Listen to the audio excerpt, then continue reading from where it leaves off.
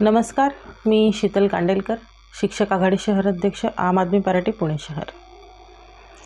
With interview round कधी लागेल म्हणून अनेक प्रश्न विचारले जात आहेत। आश्चर्याची बाब अशी आहे की कन्व्हर्ट राऊंड लागायच्या आधीपासून या लोकांची विथ इंटरव्ह्यू या राऊंड लावण्यासाठीची तयारी सुरू आहे, ती अद्यापही संपलेली नाही। जेव्हा कन्व्हर्ट राऊंडसाठी प्रयत्न सुरू होते मोठ्या प्रमाणात, तेव्हा पेपरला एक बातमी आली होती, तुम्हा सगळ्यांनाच कदाचित माहीत असेल की विथ इंटरव्ह्यूसाठीची क्वेश्चनरी जी 30 मार्कांची आहे ती तयार आहे। ती क्वेश्चनरी तयार असताना, सर्व गोष्टी रेडी असताना अजूनही अद्यापही विथ इंटरव्ह्यूचा राऊंड का लागलेला नाही, हा मोठा प्रश्न आहे।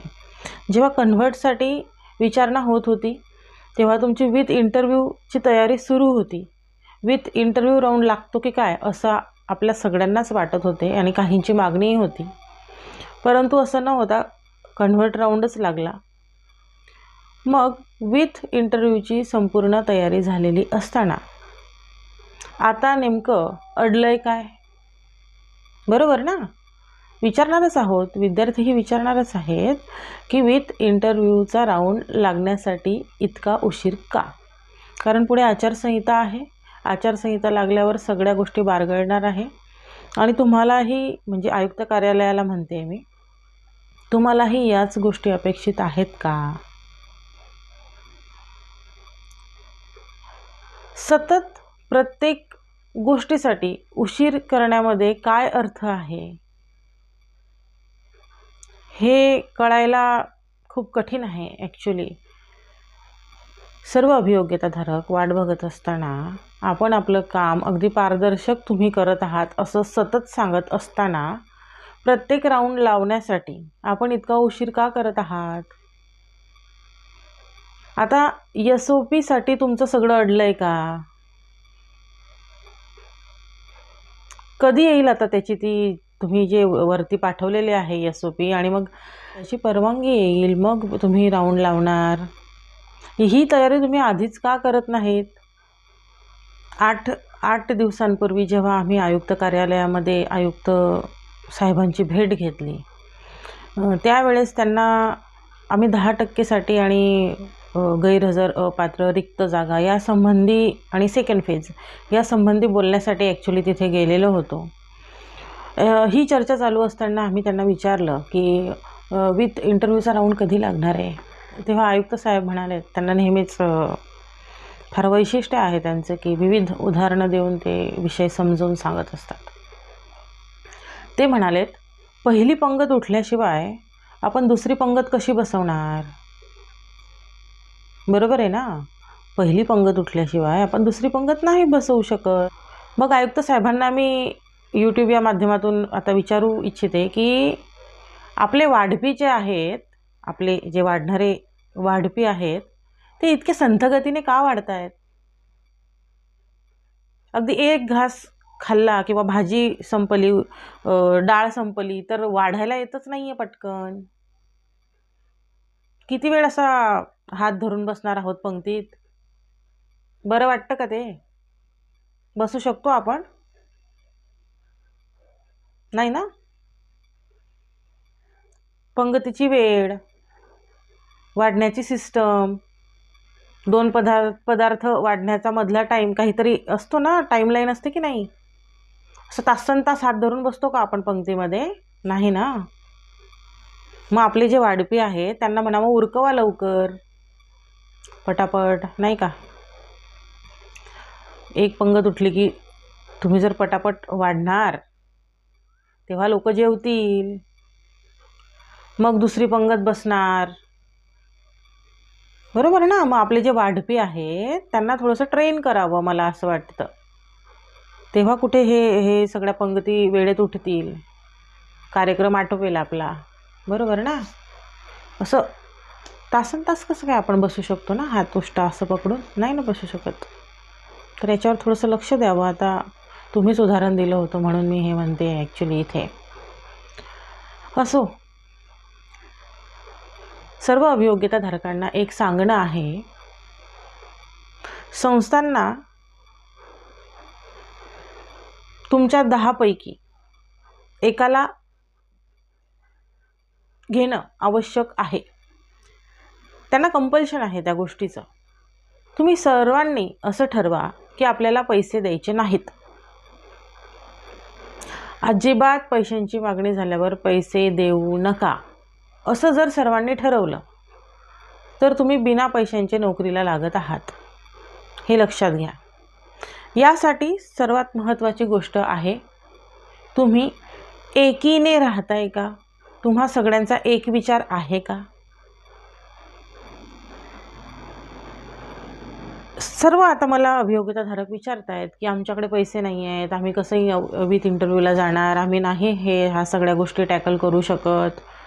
10% प्रयत्न करा, रिक्त जागा आहेत त्यासाठी प्रयत्न करा, अपात्र लिस्ट लागायला हवी, सेकंड फेज कधी होणार, या सगळ्या गोष्टी खूप प्रश्न आहेत. का तर विथ इंटरव्ह्यूसाठी आपल्याकडे पैसे नाहीत. अरे पैसे नाहीत ना, तर पैसे देऊच नका ना. तुम्ही का देताय पैसे? असं कुठे लिहिलं आहे का हा नियम की आपल्याला पैसे द्यावेच लागणार आहेत त्यांची मागणी झाल्यावर? नाही. त्यांना एक अभियोग्यताधारक शिक्षक म्हणून घेणं अनिवार्य आहे, त्यांना घ्यावंच लागणार आहे. मग तुम्ही जर सर्वांनीच ठरवलं की आपण एकानेही पैसे द्यायचे नाहीत, तरीही त्यांना एखाद्याला घ्यावंच लागणार आहे ज्याला चांगले मार्क्स असतील. बरोबर ना? तुम्ही हे सर्वांनी ठरवा, नाहीतर गुपचूप कोणीतरी अभियोग्यताधारक पैसे देईल आणि या गोष्टींमुळे आयुक्त साहेबांनी सांगितलं, मी त्यांना विचारलं की बऱ्याचशा अभियोग्यताधारकांना पण हा प्रश्न माझ्यासोबत त्या दिवशी जे लोक होते त्यांनाही विचारावंसं वाटलं की पारदर्शक भरती आहे ना? बरोबर, पारदर्शक भरती तुम्ही करत आहात. आपले शिक्षण आयुक्त साहेब सतत सांगत असतात ते की पारदर्शक पारदर्शक पारदर्शक. हो पारदर्शक. मग पारदर्शक भरती करत असताना विथ इंटरव्ह्यूच्या राऊंडमध्ये अभियोग्यताधारकांकडून पैशांची मागणी होऊ नये म्हणून तुम्ही काही उपाययोजना केलेल्या आहेत का, असा प्रश्न आयुक्त साहेबांना मी विचारला. तेव्हा ते म्हणाले हो नक्कीच केलेल्या आहेत. हे जे SOP नामक प्रस्ताव आता गेलेला आहे मंत्रालयामध्ये, तर यामध्ये मी नमूद करणार आहे की, म्हणजे तेव्हा तो प्रस्ताव गेलेला नव्हता अजून, की मी नमूद केलेलं आहे की अगदी पारदर्शकपणे प्रश्नावली जी आहे त्याचं जे विचारण्याची पद्धत आहे किंवा कोणत्या पद्धतीने तुम्ही अभियोग्यताधारकांना इंटरव्ह्यूसाठी बोलवावं किंवा कसे प्रश्न विचारावे आणि काय मागण्या कराव्या, त्याच्यासाठी त्यांनी ते बरंचसं काही त्यामध्ये दिलेलं आहे. तुम्हाला सगळ्यांना अभ्यास असेलच त्या गोष्टींचा. तर फक्त अभियोग्यताधारकांनी पैशांची मागणी झाल्यावर पैसे द्यायला नको, असं आयुक्त साहेबांचं म्हणणं होतं. आपण स्ट्रिक्ट नियम करावेत आणि अभियोग्यताधारकांनी ते तोडावेत, तिथे आपण काहीच करू शकत नाही, असं आयुक्तांचं म्हणणं होतं. म्हणून ही SOP आहे आणि त्यात महत्त्वाचे मुद्दे आहेत आणि ते अगदी पारदर्शकपणे होईल जर अभियोग्यताधारकांनी साथ दिली तर. नाहीतर मग आपल्याला सांगायचं वेगळं आणि तिकडे पैसे देऊन नोकऱ्या मिळवायच्या असं जर असेल तर ह्या उपाययोजना तिथे काहीही कामात येणार नाही. मला सगळ्यांना एकच सांगणं आहे की पैसे कुणीही देऊ नका, पैसे कुणीही देऊ नका. त्यांना पारदर्शक इंटरव्ह्यू होऊ द्या. ज्यांना चांगले मार्क्स असतील त्या एखाद्या विद्यार्थ्याला तिथे प्रत्येक संस्थेमध्ये ते विषयनिहाय किंवा कशा जागा आहेत त्यानुसार तुम्ही लागणार आहात. पण यासाठी तुमची एकी असणं फार गरजेचं आहे. आम्ही विथ इंटरव्ह्यूच्या राऊंडला जायचं की नाही हा मोठा प्रश्न बरेच अभियोग्यताधारक विचारत आहेत. कारण आहे पैसे नसणार. आणि बरोबर आहे ना, पैसे कुठून आणणार सामान्य व्यक्ती? मुळात या पवित्र पोर्टलमध्ये 30 मार्क त्या संस्थेकडे द्यायची गरजच नव्हती. काय गरज आहे? पवित्र पोर्टल आहे ना आपलं, बरोबर ना? मग पवित्रच होऊ द्या ना सगळं. हे 30 मार्क्स त्यांच्याकडे तुम्ही काहीही नियम लावतात, काहीही, ती लोक कोर्टात गेली आणि मग असं झालं, या सगळ्या गोष्टी खोट्या आहेत. सरकारी म्हणजे सरकारी, सरकारी नोकरी बिना पैशांची लागते हे आपण लहानपणापासून ऐकत आहोत. आणि ही कोणती भरती आहे? कशाला त्यांच्याकडे 30 मार्क्स द्यायचे आहेत तुम्हाला? होऊ द्यात ना, त्यांना ते बंधनकारक आहेत. त्यांना बंधनकारक आहे की एका विद्यार्थ्याला त्यांनी घ्यावं, बरोबर? मग का आपण अशी त्यांच्याकडे प्रश्नावली देतोय? तुमचा एखादी प्रशासकीय अधिकारी इंटरव्ह्यूला बसवा त्यांच्यासोबत, बघा पारदर्शक होतंय का साहेब. आयुक्त कार्यालयाने SOP वगैरे हे काय तयार केलेलं आहे, यामध्ये उपाययोजना करा ना तुम्ही. जेव्हा तो इंटरव्ह्यू होतोय तिथे एखादी प्रशासकीय अधिकारी पाठवा. तिथे पैशांची मागणी होते का ते बघा. तो प्रशासकीय अधिकारीही तितकाच पारदर्शकपणे काम करणारा असावा, हे एवढी अपेक्षा आहे. आता आपल्या शिक्षण आयुक्त साहेबांचं एवढे पारदर्शक भरती सुरूच आहे असं त्यांचं म्हणणं आहे की पारदर्शक आहे, तर मग पाठवा एखादा प्रशासकीय अधिकारी, प्रशासकीय व्यक्ती, नाही का, जिथे विद्यार्थ्यांचे इंटरव्ह्यू सुरू आहेत. नाही तर तुमच्या इथे इंटरव्ह्यू घ्या. का त्यांना असं त्या अंधारात तुम्ही ढकलू बघत आहात अभियोग्यताधारकांना? तुमच्यासमोर होऊ द्या इंटरव्ह्यूज, तुम्ही हजर राहा ना तिथे. इतकं पारदर्शक आहे, इथून नियमावली, इथून क्वेश्चनरी तुम्ही पाठवली आणि संपला का तुमचा विषय? इथपर्यंतच तुमची ड्युटी आहे का? इतरांना त्यांचा जॉब शिकवणारे तुम्ही स्वतःचा जॉब किती पारदर्शक करत आहात, हा प्रश्न आहे माझा इथे सोशल मीडियावर. किती पारदर्शक करत आहात तुम्ही? आम्हीही सगळं बघू शकतो, सगळ्या गोष्टी आम्ही तपासू शकतो तुमच्याही.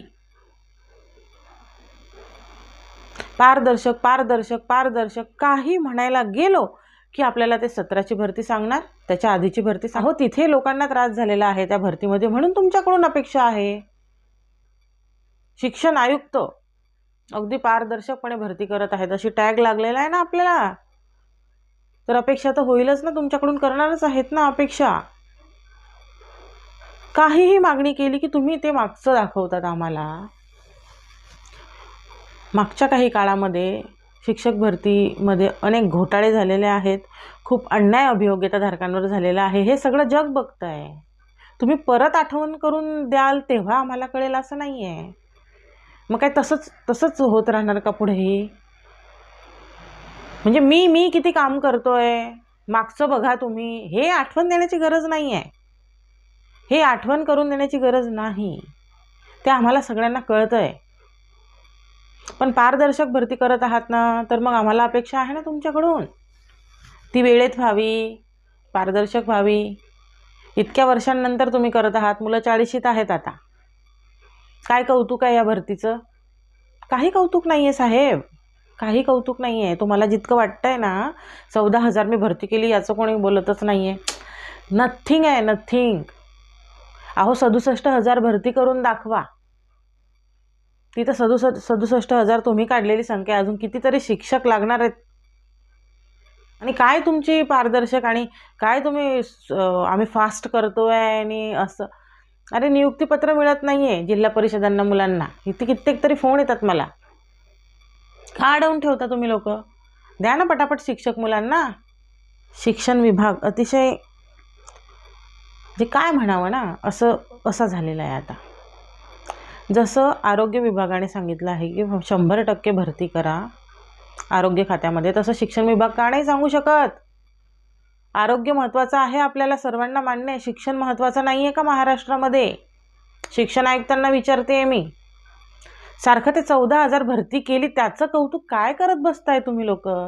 14,000 भरती केली त्याच्याविषयी कोणी बोलत नाही. अहो काय बोलायचं 14,000? तुम्ही कुठे दरवर्षी भरती करत आहात? सत्य बोलते मी. काही सांगायला गेलं की ती 14,000 भरती झाली त्याच्याविषयी कोणी बोलतच नाही. अहो 14,000 काय 14 लाखाची भरती झाली आहे का? ती हा वेळ कन्व्हर्ट कधी लागला? वीत अजून लागलेला नाही, तुमची तयारी त्याच्या आधीपासून चालू आहे म्हणे. नाही असं रागवून बोलणे किंवा असं आम्हालाही आवडत नाही ते, पण आपलं कसं काम चाललंय म्हणून बोलावंसं वाटतं. गुणवत्ता हवी आहे ना, गुणवत्ता. मग त्यासाठी तुम्ही काय करत आहात? स्वतः गुणवत्ता वाढण्यासाठी तुम्ही काय करत आहात ते मला सांगा मला. काय उपाययोजना आहेत तुमच्या? जिथे शिक्षक शाळांमध्ये हवे आहेत तिथे तुमचं संथ गतीने असं चाललंय काम. इतका मोठा मोठा गॅप आहे 2-2 फेऱ्यांमध्ये. नियुक्तीपत्र मुलांना मिळत नाही आहेत. भरतीची संख्या सांगितली, काय करताय काय? आणि गुणवत्ता कशी वाढणार? शिक्षक पाहिजे की नाही शिकवायला गुणवत्ता वाढण्यासाठी? साधं सरळ गणित आहे हे काम आहे आपलं. जे आपल्याला अगदी वस्तुनिष्ठ करायला हवं ते करा. कोणतंही निवेदन दिलं की तुमच्याकडे उत्तर नसतं. कोणत्याही प्रश्नाचं तुमच्याकडे समाधानकारक उत्तर नाहीच. वैतागल्यासारखं झालंय. वैतागल्यासारखं झालंय म्हणजे आम्ही सोडून देणाऱ्या पिच्छा असं नाही आहे. आम्ही डबल हिमतीने उठून उभं राहू. ती प्रकल्पग्रस्तांची संख्या सांगितली ती द्या मला पुढच्या 2 दिवसामध्ये. तुम्ही का देत नाही आहात? काय कारण आहे? लेखी स्वरूपात द्या. मागितलेल्या गोष्टी तुम्ही का देत नाही? पारदर्शक म्हणताय ना तुम्ही. पारदर्शक तर पारदर्शकच होऊ द्या. प्रश्न विचारला तर उत्तर लगेच द्या. गेला महिनाभर झाला मी तुम्हाला ते प्रकल्पग्रस्तांची संख्या मागितलेली आहे. का देत नाही आहात तुम्ही? RTI टाकावा लागेल का? कमाल आहे. एक संख्या तुमच्याकडून दिली जात नाहीये. काय काय काम करतात तुम्ही लोक? दुसऱ्यांच्या चुका काढत बसायच्या. याने असं केलं, त्याने तसं केलं, याने कौतुकच केलं नाही या गोष्टींचं आणि हेन ते. करू ना कौतुक आम्ही. तुम्ही कामं करा, करतो आम्ही कौतुक. कधी येते विथ इंटरव्ह्यूची तुमची? आज फोन केला मी शिंदे सरांना 2 वेळा. नंतर कॉल करतो म्हणाले. केला का तुम्ही कॉल? नाही केला. असं रोज येऊन बसायचं का त्या आयुक्त कार्यालयामध्ये? चालेल, काय हरकत आहे. आम्ही तिथेच बसतो दारात. प्रश्नांचे उत्तर, प्रश्न पडला म्हणजे लगेच जायचं वरती. हेच करणार आता, हेच करणार. ठरलं आता. तुम्हाला माहिती आहे एकदा मुलं आलीत की येत नाही 8 दिवस. हे गणित तुम्हाला कळलेलं आहे बरोबर ना? मग एकदम शांत राहायचं मस्त प्रश्न विचारून गेल्यावर आणि काय 8 दिवसांनी बघू आल्यावर. असं आहे का? अहो आमच्याकडे वेळच वेळ आहे. आम्ही बसतो तिथे. चला सगळ्या अभियोग्यताधारकांनी जमा व्हा. तिथे काय आपलं थोडंसं हे पाण्याने वाचण्यासाठी तिथे काहीतरी आपण बंदोबस्त करूयात आणि बसू तिथे आपण यांना तिथल्या तिथे प्रश्न विचारूयात. रोज जायचं आयुक्त कार्यालयामध्ये, रोज. जोपर्यंत भरती कंप्लीट करत नाही ना तोपर्यंत तिथून उठायचं नाही आपल्याला. काय चाललंय? गंमत केली आहे शिक्षक भरतीची तुम्ही, गंमत.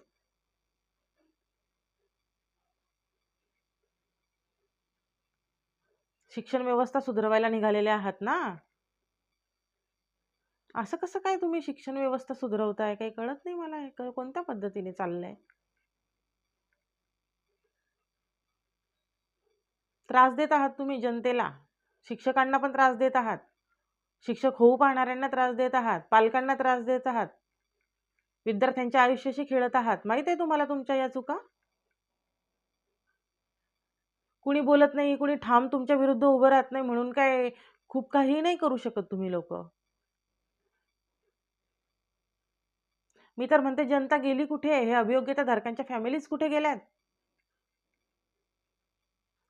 अहो पेटून उठायला पाहिजे तुम्ही लोकांनी. इतका संयम येतो कुठे तुमच्यामध्ये? आणि का म्हणून तुम्ही संयम बाळगताय? असं संयमाने जगत आलात ना म्हणून 40शीत गेलात. कुणीतरी एक 2 जण येतं आंदोलन करतंय, त्याला तुम्ही 2 दिवस पाठिंबा देताय, संपला विषय. वेगळं काहीतरी करा. गेले 14 वर्ष झाले जे करताय ना त्यापेक्षा वेगळं काहीतरी करा. घेऊन या तुमच्या सगळ्या फॅमिलीजला पण इथे. भर पावसात बसूयात आपण गेटच्या समोर. होऊ द्या जे होईल ते. याशिवाय नाही होणार. याशिवाय होणारच नाहीये. मतदान वगैरे करू नका या आता गव्हर्नमेंटला तुम्ही. ठरवा एकदाच काहीतरी. सरकार बदलवा. अहो गेले 14 वर्ष झाले भरती नाहीये. ते 17ची मुलं बिचारी अडकलेली आहेत. ते 50% मागासवर्गीयांच्या जागा तुम्ही का कपात केल्या ते मुळात कळत नाही. मुलं याचिका टाकायला गेलीत. त्यांच्या प्रश्नांची उत्तरं बिचाऱ्यांना कळत नाहीये. किती 7 वर्ष झालेत आयुक्त साहेब. न्याय द्या ना त्या मुलांना. न्याय मिळवून देऊ शकता तुम्ही. आता ह्या तुमच्या ह्या कालावधीमध्ये आयुक्त साहेब म्हणालेत त्या दिवशी, मी आतापर्यंत इतकं छान काम कोणत्याच डिपार्टमेंटला असताना केलं नाही जितकं शिक्षण विभागात आल्यानंतर करतोय. म्हणजे आम्ही म्हणायला पाहिजे ना साहेब तसं, की तुम्ही खूप छान काम करत आहात. ते आम्ही म्हणायला पाहिजे ना. आम्हालाही दिसू द्या ना मग ते काम तुमचं. ते 17च्या मुलांचा काय विषय आहे तो मिटवा. बरोबर ना. त्या प्रकल्पग्रस्तांचा विषय तुम्ही मिटवा. 10% यादी कधी लागते ते सांगा हो तुम्ही. विथ इंटरव्ह्यू लावा तुम्ही. या पंक्ती उठू द्या पटापट. आपल्या वाढप्यांना सांगा जरा पटापट आटोपा म्हणून. उष्टा हात घेऊन बसलेत लोक. किती वेळ बसणार? बरोबर ना. एक पंगत उठली की दुसरी बसते, पण मग काहीतरी बरोबर ना. एक पंगत उठली की पटापट वाढायचं, लगेच दुसरी बसते, लगेच ती संपते, लगेच प्रोग्राम संपतो. असं असतं ना सर ते नियोजन.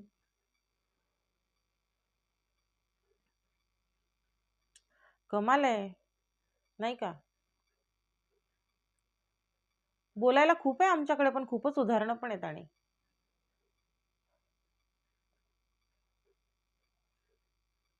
जास्तीत जास्त मी तर म्हणते 4,000 5,000 मुलं व्हिडिओ बघतात का? 40,000 मुलांनी बघावा हा. 40,000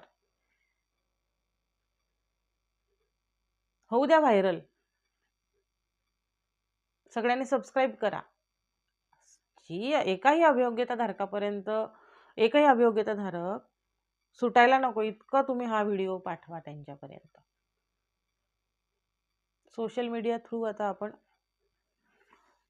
उजाळा देऊयात सगळ्या गोष्टींना आणि प्रबोधन करूयात. ठरलंय आपलं आता. असे हिमतीने एकत्र या. शिक्षक भरती पूर्ण करून घ्या आचारसंहितेच्या आधी. पाऊस येतोय आणि मी मग कसं येऊ आणि मग मी फार दूर राहतो. खोट्या गोष्टी आहेत या. अरे आपल्याला लढावंच लागणार आहे. वेळच तशी आली आपल्यावर. चुकीच्या लोकांना मतदान करून निवडून दिलंय ना आपण. भोगा मग आता. समाजामध्ये महाराष्ट्रामध्ये प्रबोधनाची गरज आहे. लोकांना काही कळत नाहीये आपण काय करतोय, याचा परिणाम पुढे काय होणार आहे, आपली मुलं कोणत्या अवस्थेतून जात आहेत. बरं ह्या मुलांना तरी नोकरीची शाश्वती आहे का? असंच जर आपण वागत राहिलो तर हे असंच होणार आहे. या गोष्टी तुम्हा सगळ्यांना कळायला पाहिजे. आपल्या फॅमिलीजला कळायला पाहिजे. वेळेनुसार आपण बदललं पाहिजे. विषय लावून धरायला शिका. किती ते तुमचे गट आहेत? अहो 200 ग्रुप असतील तुमचे. 200. प्रत्येक त्या तुमच्या शिक्षक भरतीच्या ग्रुपवर वेगवेगळा विषय सुरू असतो. कुणीतरी फारच चिडून बोलतं, कुणीतरी वेगळंच नियोजन करतं. हे काय चाललंय? एकत्र या सगळ्यांनी. लोकशाहीमध्ये आपण सर्वांनी एकत्र एकजुटीने मोठ्या संख्येने लढलो तरच आपल्याला न्याय मिळणार आहे. नाहीतर सगळं संपेल. सगळं संपेल. विथ इंटरव्ह्यूसाठी घाबरतायत का? सगळ्यांनी विथ इंटरव्ह्यूच्या राऊंडला जा. मी तर म्हणते सगळ्यांनी जा. ठरवून जा 1 रुपया देणार नाही. काय? ठरवून जा 1 रुपया देणार नाही. वयाच्या 35 नंतर येतोय. 2-3 तुमच्या एंट्रन्स एक्झाम दिलेल्या आहेत. 50,000 तुमच्या एक्झामसाठी घातलेले आहेत. नको तेवढा मानसिक त्रास झालेला आहे. समाजातून टॉर्चर झालेलं आहे. फॅमिलीकडून टॉर्चर झालेलं आहे. जसं जगायला हवं एका माणसाने ते जगणं मी विसरलोय. बरोबर? 14 वर्षानंतर शिक्षक भरती होते. का म्हणून मी तुम्हाला पैसे देऊ? का? रिझन काय पैसे देण्याचं? अहो मी ती परीक्षा पास करून इथे आलेलो आहे. जी 30 मार्काची तुम्ही परीक्षा घेत आहे त्यातही मी पास झालेलो आहे. मग तुम्ही पैसे का मागताय आम्हाला? हा प्रश्न त्यांना विचारा, पैसे मागणाऱ्यांना. हिमतीशिवाय काही नसतं. हिंमत असायला लागते माणसामध्ये. सगळं जग आपण बदलवून टाकू शकतो हे लक्षात घ्या सगळ्यांनी. शिक्षक हा मुळात खूप भित्रा प्राणी आहे. मला कित्येक लोक म्हटलं असेल, सगळ्यांची नेतेगिरी करा मॅडम, शिक्षकांची करू नका. का म्हणतात ते? हिंमतच नाहीये तुम्हा लोकांमध्ये. जे शिक्षक झालेले आहेत ना आता, त्यांनाही म्हणते मी, अहो तुमच्यासारखं पवित्र काम ह्या पृथ्वीवर कुणीच करत नाहीये. तुमच्या कामाचा तुम्हाला अभिमान असायला पाहिजे. तुमच्या कामाचा तुम्हाला अभिमान असायला हवा. असं ताठ मानेने जगा तुम्ही. कुणासमोर मान खाली करण्याची गरज नाहीये तुम्हाला. देशाचं भविष्य घडवत आहात. इतकं पावित्र्य आहे तुमच्या कामामध्ये आणि कुणाला घाबरताय हो तुम्ही? या भ्रष्टाचारी अधिकाऱ्यांना, या भ्रष्टाचारी राजकारण्यांना घाबरताय तुम्ही? अहो कमाल आहे. सगळ्यात सुदृढ वैचारिक पातळीने एकदम हुशार चाणाक्ष कोणी आहे तर शिक्षक असतो. मग का घाबरतो आपण? आपल्या न्याय हक्कासाठी बोलू शकत नाही, 4 जणांच्या मागे लागतो का? काय शिकवणार आहे? हे शिकवणार आहात का शाळांमध्ये जाऊन आपल्या विद्यार्थ्यांना, की घाबरायचं कसं? पहिला लेसन हाच द्या तुम्ही. अन्यायाच्या विरुद्ध बोलायचं नाही, हेही शिकवा त्यांना.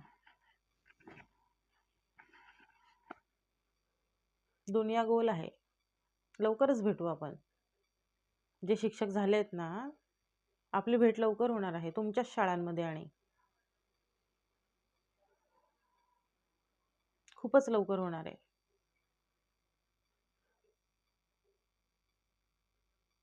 सर्व अभियोग्यताधारकांना म्हणणं आहे माझं, की पैसे देऊ नका. विथ इंटरव्ह्यू राऊंडमध्ये सुद्धा बिना पैशांची आपल्याला नोकरी मिळणार आहे. पण कधी? आपण सर्वांनी ठरवल्यावर. तुम्ही एक्झाम दिली आहे ना, एंट्रन्स पास केली आहे, TET, टेट, बरोबर? 30 मार्कांची पण एक्झाम आता परत तिथे देणार आहात, डेमो देणार आहात. मग तुम्ही पैसे का देताय तिथे? तुम्हाला 20व्या वर्षी नोकरी लागते का? 20व्या-21व्या वर्षी तुम्हाला नोकरी देताय का हे लोक? नाही ना. मग का पैसे देणार आहात तुम्ही? ज्यांच्याकडे पैसे आहेत ना, त्यांनी नका देऊ. मला तर माहीत आहे की फार अपवाद असेल ज्यांच्याकडे पैसे आहेत देण्यासाठी, पण चुकीचं आहे हे. पवित्र पोर्टलनुसार जात आहोत. पारदर्शक भरती करणाऱ्या शिक्षण आयुक्तांच्या हाताखालून आपण जात आहोत, तर पारदर्शक होऊ द्या. शिक्षण आयुक्तांनी एक एक प्रशासकीय अधिकारी एखादा विश्वासू शिक्षण विभागातील व्यक्ती त्या ठिकाणी इंटरव्ह्यूला पाठवावा. माझं मत असं आहे, तुमच्या समोरच होऊ द्या सगळं. म्हणजे आपली ड्युटी इतकीच नाही आहे की SOP, त्यात लिहिलेले मुद्दे पारदर्शक करा, इथून ऑफिसमधून सांगणं आणि प्रत्यक्ष तिथे असणं, आणि इंटरव्ह्यू झाल्याच्या नंतरही काय होतंय तिथे, हा विश्वास तुम्ही मुलांना दिला का? अभियोग्यताधारकांना तुम्ही हा विश्वास दिला का, की घाबरू नका, मी तुमच्या पाठीशी आहे, पारदर्शक भरती होत आहे, कुणीही 1 रुपया देऊ नका. आयुक्त साहेब तुम्ही येऊन सांगा मुलांना. तुम्हीही तुमच्या YouTube चॅनलला टाकू शकता, असं बोला त्यांना, मुलांना, अभियोग्यताधारकांना विश्वास द्या. मी तर सांगतेच आहे आज, तुम्हीही विश्वासात घ्या त्यांना. का बुलेटिनसाठी ते किती वाट बघतात. असा छानसा एखादा तुम्ही सोशल मीडियावर येऊन मुलांना विथ इंटरव्ह्यूवाल्या आपल्या अभियोग्यताधारकांना सांगा की पैसे देऊ नका. मुलांना समजावून सांगा, सगळेजण लागणार आहेत नोकरीला हे सांगा. विथ इंटरव्ह्यू परत मग तुमचं 10% पुढचं नियोजन काय आहे सांगा. सगळ्या मुलं तुम्हाला ऐकतील आवडीने. बरोबर आहे ना? सर्व प्रश्न त्यांचे मिटणार आहेत. आचारसंहितेच्या आधी आम्ही सगळं पूर्ण करणार आहे असं आयुक्त साहेब म्हणाले होते त्या दिवशी मीटिंगमध्ये. हो आम्ही करतच आहोत आणि आचारसंहितेच्या आधी करू. त्यांना मी सांगितलं 10% साठी आपला टॅब उपलब्ध करून द्या, संस्थांच्या मोठ्या प्रमाणात जागा येतील, मुलांचे प्रेफरन्स लॉक करा. बरोबर ना? इतकं काम तर तुम्ही करू शकता. फक्त 14,000 आणि हे आता हे विथ इंटरव्ह्यूमध्ये लागतील एवढ्याच भरतीचं हे आपलं सगळं गणित चाललंय. अजून 17-18 हजार भरती असेल ही पूर्ण एकूण. त्यातच तुमचं पात्र, अपात्र, रिक्त, गैरहजर एवढं होणार आहे. बाकीची भरती कुठे आहे? सेकंड फेज कधी आहे? आणि तुम्ही हे जे सांगताय ना की आम्ही असं टाईमलाईन दिल्यावर असं याचिका बिचिका, हे काय मला पटलं नाही बाबा. हे असं काही नसतं. प्रत्येक कोणत्याही विषयाचा किंवा कोणत्याही गोष्टींचा एक आराखडा असायला पाहिजे. आणि काय याचिका टाकतील? काहीतरी चुकीचं वागणार तेव्हाच याचिका टाकतील ना मुलं. मुळात आपल्याला टाकायची नाहीये कोणालाच, अभियोग्यताधारकांना सांगू इच्छिते. प्रत्यक्षात लढा. याचिकांमध्ये तुम्ही अडकता, बाकीची मुलं पण अडकता. आणि हे आपलं वय नाही आहे ते, हे लक्षात घ्या तुम्ही लोकांनी. याचिका वगैरे नाही, इथे या तुम्ही, इथे बसा हो आयुक्त कार्यालयाच्या समोर. किती वेळा सांगते मी. असं सहज सोपं मिळत नसलं ना तर लढून घ्यायचं आपण ते. आता आपल्यावर वेळच आली आहे, प्रत्येक गोष्टीसाठी रस्त्यावर उतरायला लागतंय. आणि हे लवकरच संपणार आहे. आपण तुम्ही आणि आम्ही मिळून ह्या सगळ्या गोष्टी संपवणार आहेत. आपल्याला असं रस्त्यावर उतरण्याची गरज पडणार नाही इथून पुढे. असं सरकार तुम्ही आणा. प्रत्येक गोष्टीसाठी त्या सरकारी ऑफिसच्या समोर फिरावं लागतंय.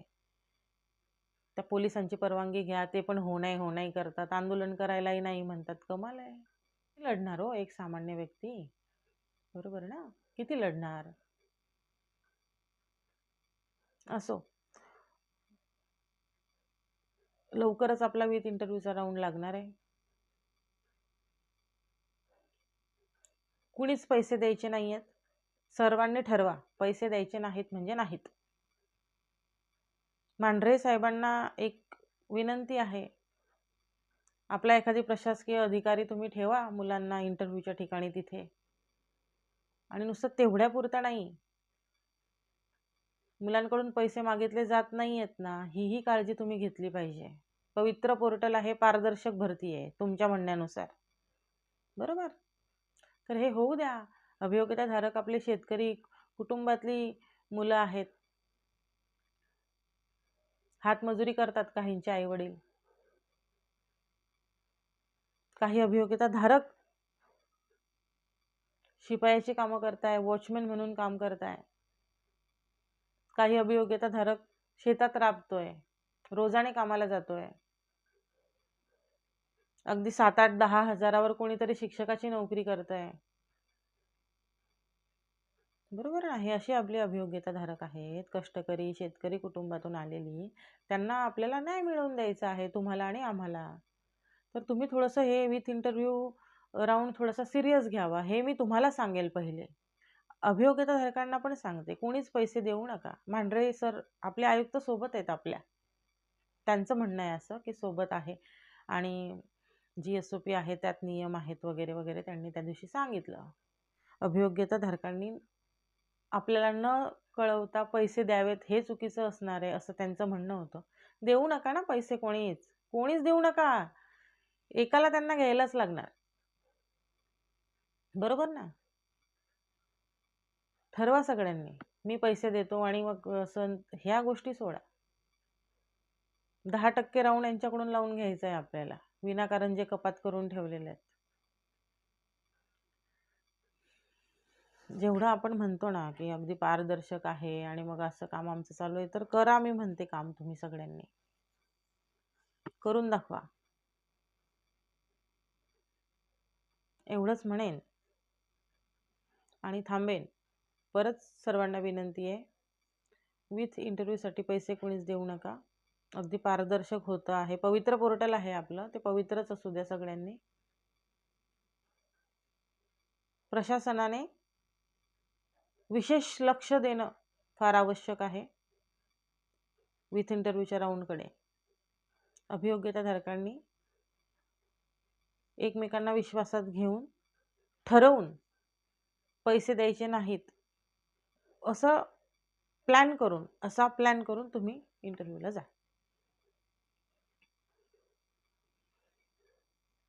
असं सगळं ठरवा आणि सगळं सुरळीत होईल. इथेही आपण बिन पैशाने नोकरीला लागू. त्याच्यावर उपाय एकच आहे की एकजुटीने आणि एका विचाराने तुम्ही पुढे जा. राऊंड लागेल लवकरच. ते तयारीत आहेत असं आपण म्हणू. ते पण आपल्याला आयुक्त कार्यालय पण तसंच दाखवते की आम्ही तयारीत आहोत. इतकी वाट बघितली, अजून थोडी वाट बघा. काय म्हणणार आहे ना आपण? हे लोक जर आपल्याला काही सांगतच नाही आहेत, टाईमलाईन देत नाही आहेत, तर काय अंदाज अंदाज चाललाय सगळा अंदाज.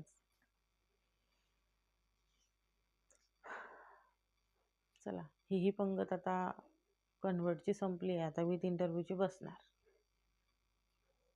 एवढं म्हणते आणि संपवते. धन्यवाद.